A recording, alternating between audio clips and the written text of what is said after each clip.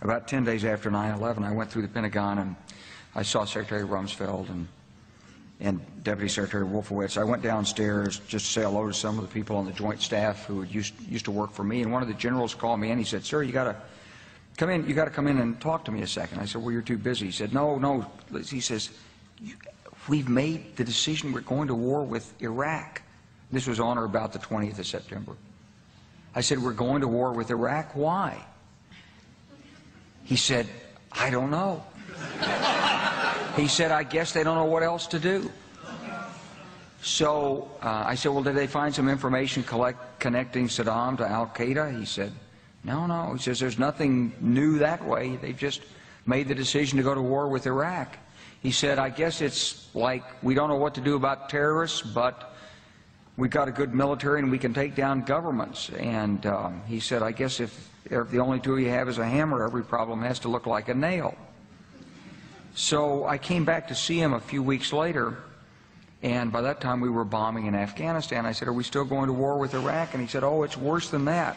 He said, he reached over on his desk, he picked up a piece of paper, and he said, I just got this down from upstairs, meaning the Secretary of Defense's office today, and he said, "This is a memo that describes how we're going to take out 7 countries in 5 years, starting with Iraq and then Syria, Lebanon, Libya, Somalia, Sudan, and finishing off Iran." The truth is about the Middle East is, had there been no oil there, it would be like Africa. Nobody is threatening to intervene in Africa.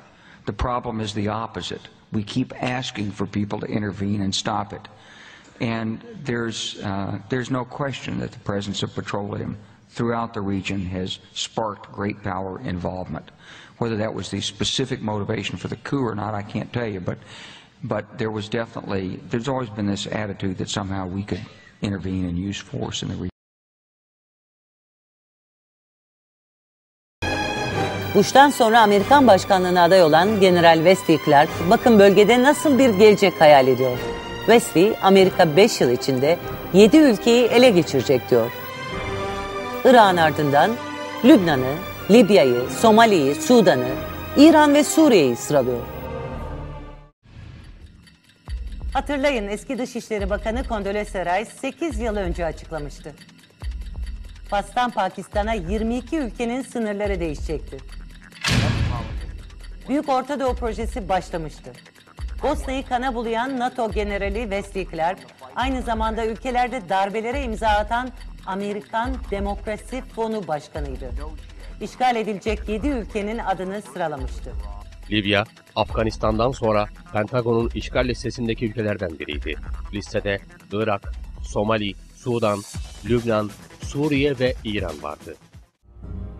Libya Pentagon'un işgal listesindeydi. 2007'de işgalinin planlandığı kayıtlara geçmiştir. Gelin emekli General Wesley Clark'ı ekranlarda işgal listesini açıklarken dinleyelim. Pentagon'da konuştuğu bir generalin kendisine verdiği bilgileri aktarıyor.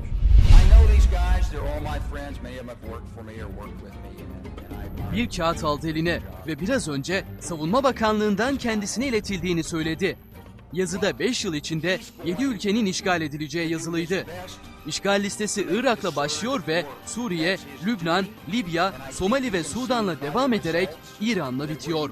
Pentagon planı bu 7 ülkeyi işgal etmekti. Adı geçen ülkelerin hepsi petrol, doğalgaz, maden zenginiydi. Ya da Afganistan gibi stratejik önemi had safhada ülkeler hedef gösterilmişti. Bazı isimlerin telaffuz edilmesi ise şimdilik uygun görülmemişti.